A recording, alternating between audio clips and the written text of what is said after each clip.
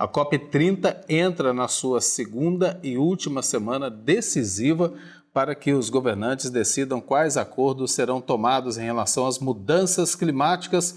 Por isso, a gente vai ao vivo, direto a Belém, no Pará, com a nossa equipe de reportagem. Camila Moraes está lá com toda a nossa equipe. Boa tarde para você, bem-vinda mais uma vez ao TJ Aparecida. Semana e reta final, né? Boa tarde, Edu. Boa tarde, Rayane. Boa tarde a todos que estão acompanhando ao TJ Aparecida. Semana começou quente aqui, viu, em Belém, não só de temperatura, mas o clima aqui dentro da Zona Azul também bem aquecido, porque essa é a semana de decisões. Inclusive, a gente participou agora há pouco de uma entrevista coletiva com o presidente da COP, que ele disse que vão ter que acelerar aí as negociações, porque a COP está prevista para terminar na sexta-feira de manhã, mas ao que tudo indica, deverá esticar alguns dias a mais, porque tem muitos acordos que ainda precisam ser fechados. E essa semana é a semana que os ministros dos estados chegam aqui para efetuarem de fato os acordos, as conversas, os investimentos. Então é uma semana de decisões aqui na COP30.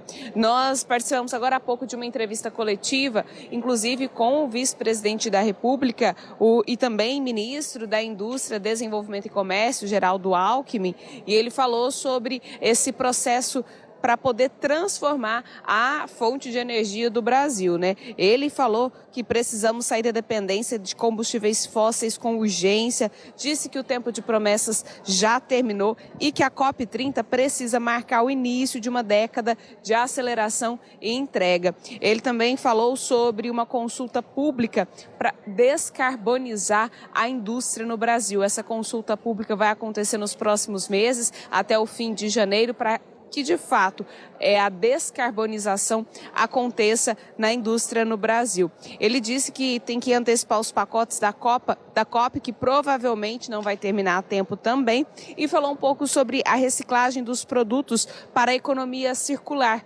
Citou inclusive o alumínio, que pode ser reaproveitado várias vezes e que a indústria deve também aproveitar esse processo de economia do alumínio, fazendo ele sempre ser reutilizado, já que não tem prazo de validade. O alumínio pode ser reutilizado infinitas vezes. Ele falou também de toda a bioeconomia que vai ser um fruto de investimento aqui na região da Amazônia, os produtos que são da região amazônica, que podem ser criadas várias cooperativas, disse das cooperativas que serão criadas para investirem aí no óleo de babaçu, no cupuaçu, no açaí, que tudo isso vai fomentar a economia e se transformar em bioeconomia. Mas a principal preocupação de Geraldo Alckmin é, de fato, transformar a nossa dependência de energia, de combustível fóssil, para uma energia limpa. Isso foi agora há pouco, então, essa coletiva de imprensa com o vice-presidente da República, Geraldo Alckmin, e também a ministra do Meio Ambiente e Alterações Climáticas, Marina Silva, que a todo momento passa por aqui. Ela sai de uma reunião e entra em outra. Nós estamos aqui na Zona Azul e aqui nessas salas vocês veem, não sei se vocês conseguem perceber, mas é uma movimentação muito intensa, porque são as salas de conferências. Ao fim aqui desse corredor, são as salas já das delegações e dos acordos que são firmados nessas salas aqui.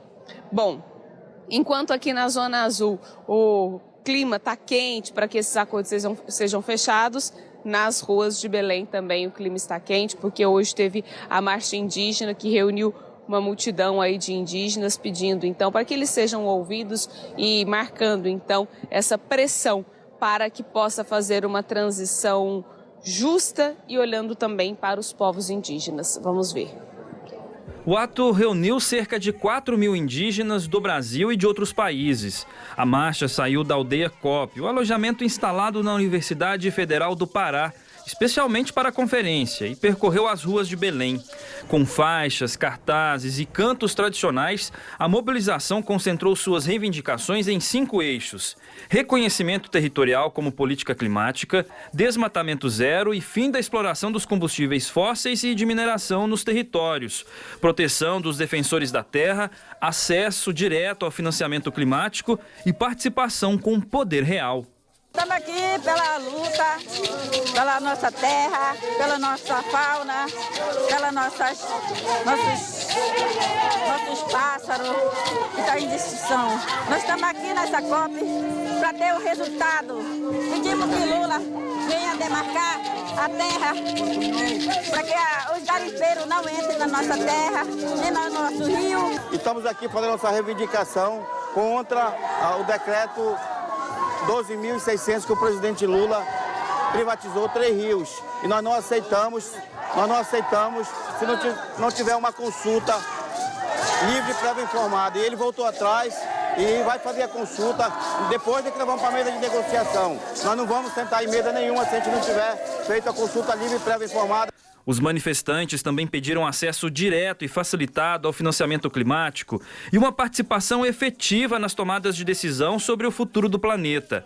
Lideranças indígenas de diversos biomas brasileiros e internacionais enfatizaram ainda a urgência das pautas, que inclui o reconhecimento de uma contribuição nacionalmente determinada, chamada NDC indígena, como um compromisso concreto do Brasil na COP30. Nós estamos aqui reivindicando nossos direitos, defendendo a nossa mata, defendendo nossos animais, aonde nós sobrevivemos todos esses anos. Precisamos ser reconhecidos pelo mundo que nós somos grande guardião da floresta. Daqui a pouquinho a Camila volta com outras notícias direto de Belém, no Pará, onde acontece desde a semana passada a Conferência do Clima da ONU, a COP30. Daqui a pouco a gente traz mais detalhes falando direto de Belém. Hoje, um grupo de renomados cientistas do mundo, entre eles o brasileiro Carlos Nobre, entregaram uma lista de pedidos aos responsáveis pelas negociações na COP30. Por isso a gente vai voltar para Belém, no Pará, onde está a nossa amiga Camila Moraes, trazendo mais notícias e detalhes dessa semana que está começando lá na COP. Camila, com você novamente. Isso mesmo, à medida que a gente já está entrando nessa reta quase final da COP30, os ambientalistas e os cientistas têm se movimentado também.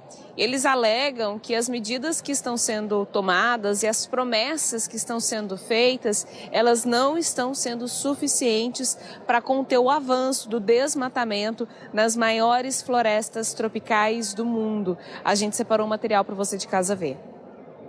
Um relatório recente da avaliação da Declaração Florestal, formado pela sociedade civil e que monitora o progresso dos países em relação às metas globais de proteção e restauração ambiental, revelou que o planeta perdeu 8 milhões de hectares de floresta somente em 2024, uma área aproximadamente do tamanho da Inglaterra. Isso coloca o mundo 63% abaixo da meta estabelecida por mais de 140 países na COP26 para acabar com o desmatamento até 2030. As negociações climáticas deste ano estão sendo realizadas na Amazônia para destacar a necessidade urgente de conter as emissões provenientes da perda desenfreada de florestas. A Amazônia, a Bacia do Congo e a região de Borel-Mekong, as 3 maiores florestas tropicais, permanecem sob grave ameaça devido à expansão da agricultura, da exploração madeireira, da mineração e de outras indústrias. O Brasil e seus países parceiros lançaram o Fundo Florestas Tropicais para Sempre, TFF, durante a cúpula de líderes da COP30, que antecedeu a Conferência da ONU.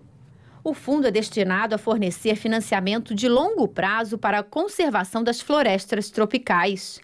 Diferentemente das doações tradicionais, ele vai recompensar os países com base em dados anuais de satélite que monitoram a cobertura florestal, criando um modelo de proteção impulsionado por investimentos. Temos um compromisso de zerar desmatamento até 2030. Queremos, com essas experiências, encorajar e criar mecanismos para que esse exemplo seja seguido. É a ideia de liderar pelo exemplo. Agora, quem tem mais recursos financeiros, mais recursos humanos, mais recursos tecnológicos, com certeza tem obrigação e deve ter o compromisso de fazer mais. A Comissão Europeia, o Banco Mundial e o Banco Africano de Desenvolvimento aderiram ao fundo, com o objetivo de mobilizar 2,5 bilhões de dólares nos próximos 5 anos. Os apoiadores afirmam que a iniciativa também vai fornecer tecnologia, treinamento e parcerias para ajudar os países africanos a conter o desmatamento, com a meta de acabar com a perda florestal na Bacia do Congo até 2030. Ativistas argumentam que soluções já existem, mas precisam de vontade política e apoio financeiro. Com a COP30 entrando em sua semana decisiva, o destino das florestas tropicais do mundo e as metas climáticas a elas atreladas está em jogo. Os cientistas e ambientalistas e também líderes de outros países entregaram essa lista com várias recomendações e reivindicações, entre elas ações de combate à utilização dos combustíveis fósseis, justamente para conter essa transição energética tão avançada, toda essa energia que é utilizada a partir do combustível fóssil. Entre as reivindicações também está um controle do desmatamento. Antes deles entregarem então essa lista, eles conversaram com os jornalistas que estavam aqui próximos. So, we are here at the Nature Day at COP30 in Belém, at the COP of Truth. This is a COP where we also have reached the point of truth at this COP. We also plead for the COP presidency to recognize that this is also the moment of truth for the COP presidency, to make this really a COP of implementation, to deviate away from danger. And today we will release a science statement with the latest science showing that the stability of the Earth's two richest biomes, the Amazon and coral reef systems on planet Earth, are at risk. We are very close to tipping points.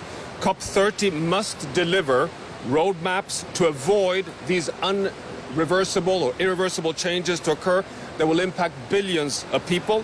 This is about roadmaps for life. E é justamente sobre toda essa questão com essas alternativas que o grupo de cardeais que estão presentes aqui nesses dias do Cone Sul tem alertado justamente sobre o documento publicado na semana passada, né? As falsas soluções que estão sendo propostas, um alerta. E aí os ambientalistas vêm reforçar isso, né? A questão do combustível fóssil, o mundo precisa já superar a utilização do combustível fóssil e dedicar de fato nessa transição rápida, eficaz para a energia limpa e que seja também oferecida aos países subdesenvolvidos, além, claro, de conter o desmatamento das florestas tropicais.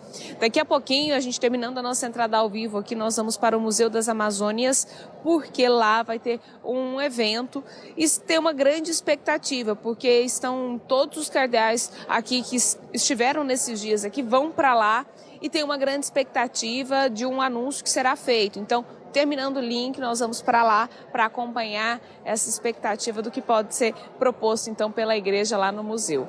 Eduardo, Rayane, volto com vocês no estúdio. Obrigada, viu, Camila, pelas informações. Uma boa semana para você aí na cobertura da COP30. Obrigado, Camila.